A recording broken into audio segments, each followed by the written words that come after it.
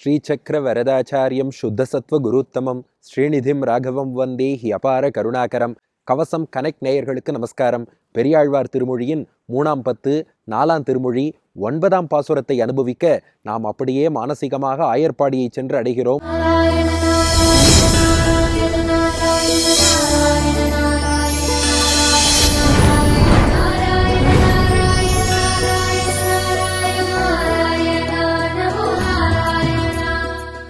பெரியாழ்வார் கோபிகையின் தாய் பாவத்தில் பாசுரங்களை அருளி செய்து வருகிறார். கண்ணபிரான் கம்பீரமா மாடு கன்றுகளை எல்லாம் மேய்த்துவிட்டு அவனும் அப்படியே தன் அழகு அலங்காரமெல்லாம் தோற்ற திரும்ப வருகிறான்.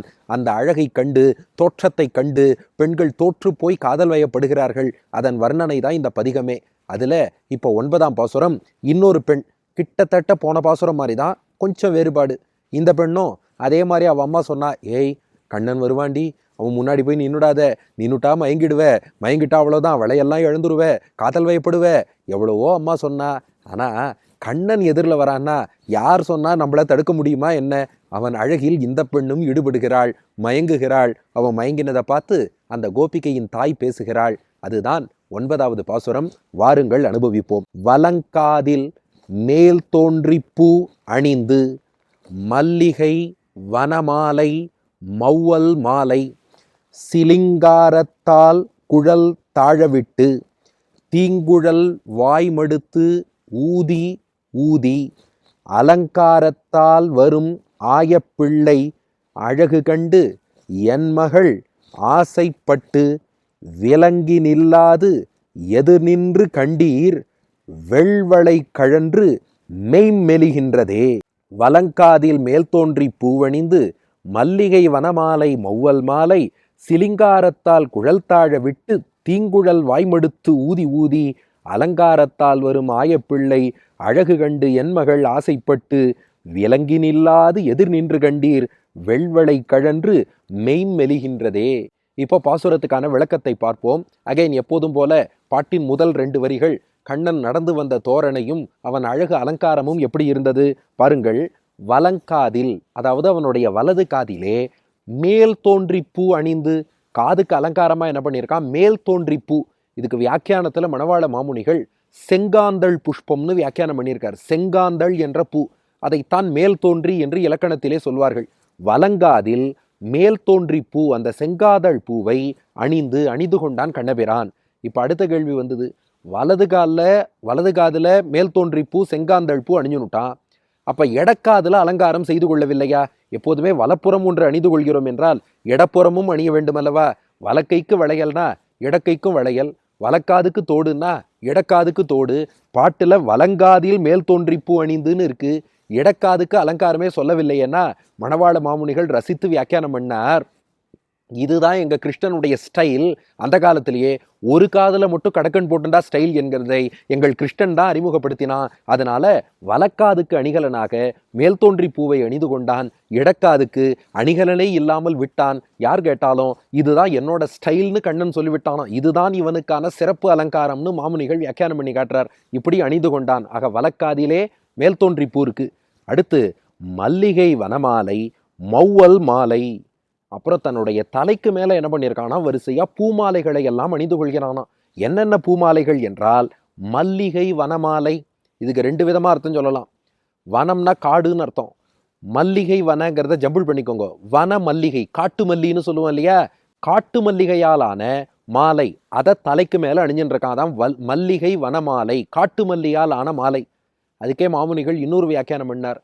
வனம்னா அழகுன்னு அர்த்தம், மல்லிகை வனமாலைனா மல்லிகையின் அழகான மாலை, அழகான மல்லிகை பூக்களால் ஆன மாலை. அப்ப காட்டு மல்லியாவும் இருக்கலாம், அழகு மல்லியாவும் இருக்கலாம். அந்த மல்லிகையால ஒரு மாலையை செஞ்சு அதை தலைக்கு மேல சுத்தின்னு இருக்கான். அத்தோடு மௌவல் மாலை, மௌவல் என்பதும் மல்லிகையினுடைய ஒரு வெரைட்டி. மாமுனிகள் வியாக்கியானம் பண்றார். மௌவல் என்பதும் ஒரு விதமான மல்லிகை. இது ஒரு காட்டு மல்லின்னு வச்சுட்டா அது இன்னொரு விதமான மல்லிகை என்று வைத்துக் கொள்ளுங்கள். மௌவல் மாலை அதையும் தலைக்கு மேல அணிஞ்சுண்டு சிலிங்காரத்தால் குழல் தாழவிட்டு. சிலிங்காரம்னா சிருங்காரம்னு அர்த்தம். இங்க எதுகை நயத்துக்காக சிருங்காரம் என்ற சொல் சிலிங்காரம்னு ஆயிருக்கான். தமிழ்ல பொதுவா சிங்காரம்னு அதை சொல்லிடுவா. ஆனா வலங்காதில்னு பாட்டு ஆரம்பிக்கிறது. அடுத்த 2 அடிகள் பாருங்க. அலங்காரம் விலங்கி நில்லான் இருக்கு. அதுக்கு ரைமிங்கா வரணுங்கிறதுக்காக சிங்காரம் சிருங்காரம்ங்கிற வார்த்தை சிலிங்காரம் என்று ஆகியிருக்கிறது. ஆக சிலிங்காரத்தால் குழல் தாழவிட்டு, சிலிங்காரம்னா என்ன, சிருங்காரம்னா அழகுன்னு அர்த்தம். இந்த மாலைகள்லாம் அணிஞ்சுண்டா மட்டும் போறாதான். சிலிங்காரத்தால் அப்படி அழகா அலங்காரமா ஸ்டைலா என்ன பண்ணியிருக்கான்னா, குழல், தன்னுடைய குழல் கற்றைகள் கேசபாசங்கள் இருக்கே அதை தாழ விட்டுனா கீழே தொங்க விட்டுன்னு அர்த்தம். எது வரைக்கும் தொங்குறதுன்னா அவன் முதுகு வரைக்கும் தொங்கின்னு இருக்கான். அப்படி என்ன பண்ணியிருக்கான் கண்ணன், வலக்காதுல மேல் தோன்றி பூ, தலையை சுத்தி மல்லிகை மாலை மொவ்வல் மாலை ரெண்டும் அணிஞ்சுண்டு குழல் கற்றைகள்லாம் அப்படி தோள் வரை தாழும்படியாக ஜம்முன்னு தொங்க விட்டுண்டு, இதுதான் என்னுடைய செயலி, இதுதான் என்னுடைய ஸ்டைல் அப்படின்னு சொல்லி மிடுக்கோடும் காம்பீரியத்தோடும் தீங்குழல் வாய்மடுத்து ஊதி ஊதி. தீங்குழல், தமிழ்ல தீம் அப்படின்னா இங்க தீமைன்னு அர்த்தம் இல்லை, தீம்னா இனிமைன்னு அர்த்தம். தீங்குழல், தன்னுடைய இனிமையான புல்லாங்குழல் இருக்கே, குழலுக்கு ரெண்டு அர்த்தம், கேசபாசத்துக்கும் குழல்னு அர்த்தம், புல்லாங்குழலுக்கும் குழல்னு அர்த்தம். தீங்குழல், இனிமையான புல்லாங்குழலை வாய் மடுத்து, தன்னுடைய வாயிலை வைத்து ஊதி ஊதி. இந்த இடத்துல அழகா மாமுனிகள் வியாக்கியானம் பண்றார். எப்போதுமே தமிழ்ல ஒரு பொருளுக்கு ஒரு விசேஷனம் சொல்றோம்னா, ஒரு அடைமொழி சொல்றோம்னா அது யாருக்குன்னு சொல்லணும். புரியறாப்புல ஆங்கிலத்தில் சொல்லணும்னா அட்ஜெக்டிவ்னு சொல்றோம் இல்லையா. இப்போ இனிமையான புல்லாங்குழல்னோம், இனிமைனா யாருக்கு இனிமையான புல்லாங்குழல்னு சொல்லணும் இல்லையா. இப்போ கோபிகைகளுக்கு இனிமையான புல்லாங்குழல், பக்தர்களுக்கு இனிமையான புல்லாங்குழல், யாரோ ஒருத்தருக்குன்னு நம்ம சொல்லணும் இல்லையா. ஒன்றும் இல்லை, ஒரு பாட்டே கேட்டால் என்ன சொல்லுவாங்க, இது ரசிகர்களுக்கு பிடித்த பாடல், அந்த மாதிரி சொல்கிறா இல்லையா. ஏன்னா சில பேருக்கு அந்த பாட்டு பிடிக்கும், நமக்கு பார்த்தா என்னடா அது தலையில் போட்டு ட்ரம்மை வச்சு அடிக்கிறாளேன்னு அதே பாடல் அருவருப்பாகவும் தோணும் இல்லையா. அப்போ ஒரு பாட்டு பிடிச்சிருக்குன்னா அது யாருக்கு பிடிச்சிருக்குன்னு சொல்லணும். இங்கேயே நாங்கள் ஷூட்டிங் பண்ணுறோமே ஜெனீவாவில், இங்கே அடிக்கடி ஃப்ளைட் வந்துட்டே இருக்கும். சின்ன குழந்தைகள்லாம் ஃப்ளைட்டு பார்த்தா ஆஹா ஃப்ளைட்டு போகிறதேம்பா.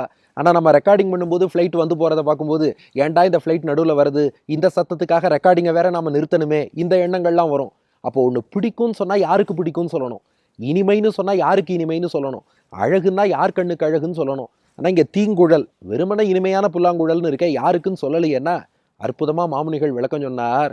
இது மற்றவாளுக்கு மட்டும் இனியதுன்னா இன்னார்னு சொல்லலாம், இது கிருஷ்ணனுக்கே இனிமையான புல்லாங்குழல், அதனால கிருஷ்ணனுக்கும் இனியது மற்றவாளுக்கும் இனியது. யாரா ஒருத்தர் மட்டும் போட்டு இதை ரெஸ்ட்ரிக்ட் பண்ண வேண்டாம், ரெஸ்ட்ரிக்ஷனே இல்லாமல் ஜென்ரலாக இனியதுன்னு சொல்லிட்டா எல்லாருக்கும் இனியது இன்க்ளூடிங் கிருஷ்ணன்னு போட்டுக்கோங்கன்னார். நாம கேட்டோம் கிருஷ்ணனுக்கும் இனியதுன்னா எப்படின்னு கேட்டோம். அதுக்கு மாமுனிகள் அடுத்து ஒரு வியாக்கியானம் பண்றார். இந்த புல்லாங்குழல் ஓசை முதல்ல யார் காதல விழுன்னு கேட்டார். இதை கொஞ்சம் 3 டைமென்ஷனாக கவிநயத்தோட யோசிச்சு பாருங்க.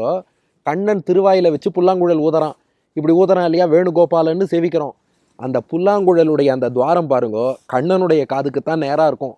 அந்த குழலோசையை முதல்ல கண்ணன் தான் கேட்குறானா, இவன் முதல்ல கேட்டு ரசிப்பானா, அதுக்கப்புறம் தான் மற்றவா காதுக்கு போகுமா.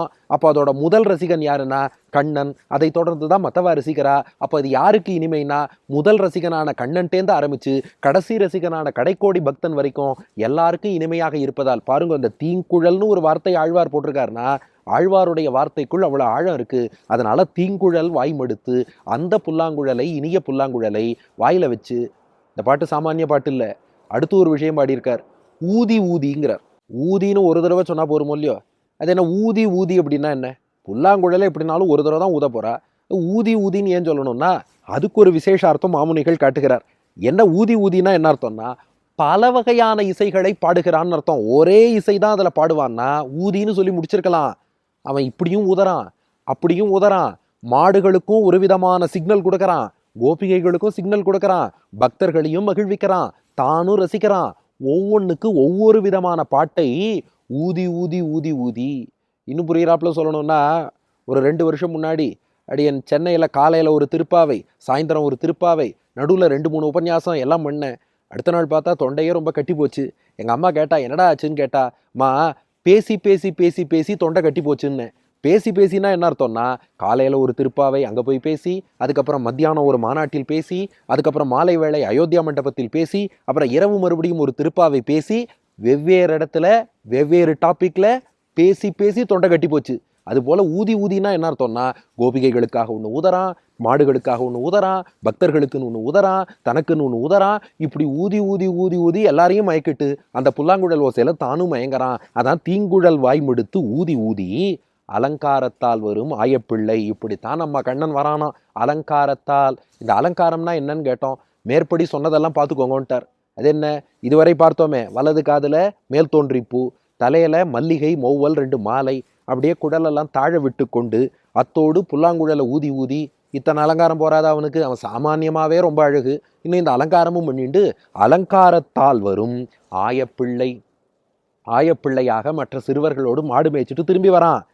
அழகு கண்டு என் மகள் ஆசைப்பட்டு, அவனோட அழகை பார்த்துட்டா. அழகு கண்டு யாரு? என் மகள், நான் பெற்ற மகள். அவன் அழகை பார்த்தா, ஆசைப்பட்டு அவன் மீது ஆசைப்பட்டாள், காதல் வயப்பட்டாள். அதில் ஒன்றும் வியப்பில்லை.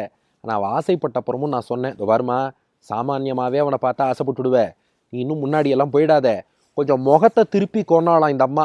அதாவது முன் வீட்டு பெண்ணை பாருங்க, அவன் எதிரில் போய் நிற்காதேன்னா. இந்த அம்மா அது கூட சொல்லலை, நீ அவனை பார்க்கவே பார்க்காத, முகத்தை திருப்பி கொண்டா. அதான் முன்னாடியே சொன்னேன், போன பாட்டுக்கும் இந்த பாட்டுக்கும் ஒரு சின்ன வித்தியாசம் மட்டும் இருக்குன்னு. இதில் என்ன வித்தியாசம்னா, எங்கள் கிருஷ்ணனை என்ன கிட்டக்க போய் பார்த்தா தான் மயங்குவான்னு நினைக்கிறேளா? அப்படி தூரத்துலேருந்து பார்த்தா மட்டும் பெருமாள் அழகு இல்லையா? அதனால இந்த அம்மா ரொம்ப கெட்டிக்காரியான். அதனால அவன் என்ன சொன்னா, நீ கிட்டக்கேந்தும் பார்க்க வேண்டாம், தூரக்கேந்தும் பார்க்க வேண்டாம், பார்த்துட்ட ஆசைப்பட்டுட்ட, இதுக்கு மேலே பார்த்தேன்னா ரொம்ப காதல் வயப்படுவேன், ஆபத்து, வேண்டாம் வேண்டாம், நான் சொல்கிறத கேளு, முகத்தை திருப்பி கொண்டாலாம். ஆனால் கேட்க மாட்டேன்னு விலங்கி நில்லாது. விலங்கி நில்லாதுன்னா விலகாமல்னு அர்த்தம், முகத்தை திருப்பி கொள்ளாமல்னு அர்த்தம். நான் சொல்லியிருக்கேன், போரும் நிறுத்திக்கொன்னேன்.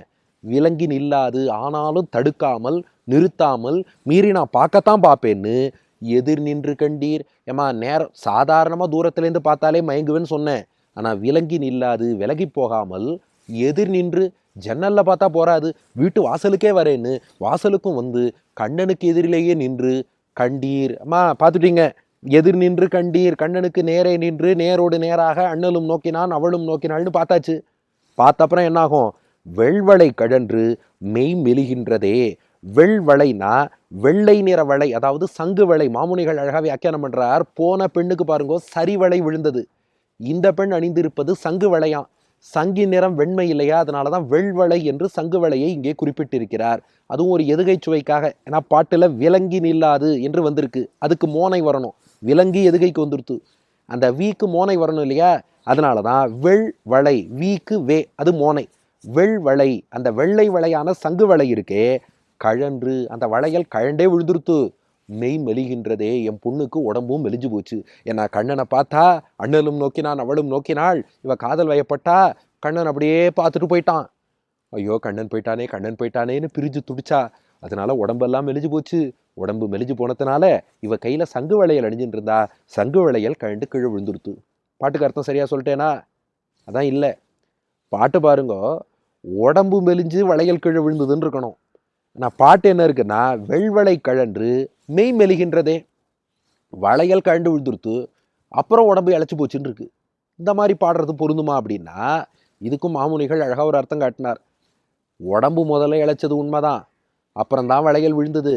ஆனால் அந்த பொண்ணுக்கு அதுவே தெரியாமல் நின்றுருந்தாலும், அவன் எப்படி நின்றுருக்காளாம், ஆஹா கண்ணன் கண்ணன் கண்ணன், என்ன அழகு என்ன அழகு என்ன அழகு, இப்படியே நின்றுறதாளாம். அவள் உடம்பு மெலிஞ்சு போய் வளையெல்லாம் கழண்டு கழண்டு விழுந்துதான். வளையல் கீழே விழும்போது தான் என்னடா ஏதோ சத்தம் கேட்கறதேன்னு பார்த்தாலாம். பார்த்தா வளையல்லாம் விழுந்துன்னு இருக்கு. ஏன்டா வளையல் விழுந்ததுன்னு பார்த்தா கை மெலிஞ்சிருக்கு. அப்போ அவ முதல்ல எதை பார்த்தா? வளையல் விழுந்ததை தான் பார்த்தா. அப்புறம் தான் உடம்பு மெலிஞ்சதை பார்த்தா. பெரியாழ்வார் அதே கண்களோடு பார்ப்பதாலே வெள்வளை கழன்று மெய் மெலிகின்றதே. உடம்பு முன்னாடியே மெலிஞ்சாலும் வளையல் கழன்றதை பார்த்தா ஏன் கழண்டு விழுந்ததுன்னு பார்த்தா மெய் மெலிஞ்சுதுங்கிறது தெரிஞ்சுது. இப்படி கண்ணனிடம் காதல் வயப்பட்டாள். சில பேருக்கு எல்லா பாசுரங்களையும் பார்த்தா ஒரே மாதிரி கருத்தே வருகிறதே. என்ன திரும்ப திரும்ப ஜன்னல் வழியா ஒரு பொண்ணு பார்க்கறா, கண்ணன் திரும்பி வரான், காதல் வயப்படுகிறாள், இவ்வளவுதான விஷயம் தோன்றலாம். இதை மீண்டும் மீண்டும் பெரியாழ்வார் சொன்னதுக்கும் காரணம் இருக்கு. இதுக்குள்ள பெரிய வேதாந்தமும் இருக்கு. அது என்னன்னு அடுத்த பாட்டுல சொல்றேன். இந்த பாட்டை நாம் மீண்டும் ஒரு முறை பார்த்து திரண்ட பொருள் என்னங்கிறத இப்போ அனுபவிச்சிருவோம். வலங்காதில் மேல் தோன்றி பூ அணிந்து மல்லிகை வனமாலை மௌவல் மாலை சிலிங்காரத்தால் குழல் தாழவிட்டு தீங்குழல் வாய்மடுத்து ஊதி ஊதி அலங்காரத்தால் வரும் ஆயப்பிள்ளை அழகு கண்டு என் மகள் ஆசைப்பட்டு விலங்கி நில்லாது எது நின்று கண்டீர் வெள்வளை கழன்று மெய்மெலிகின்றதே.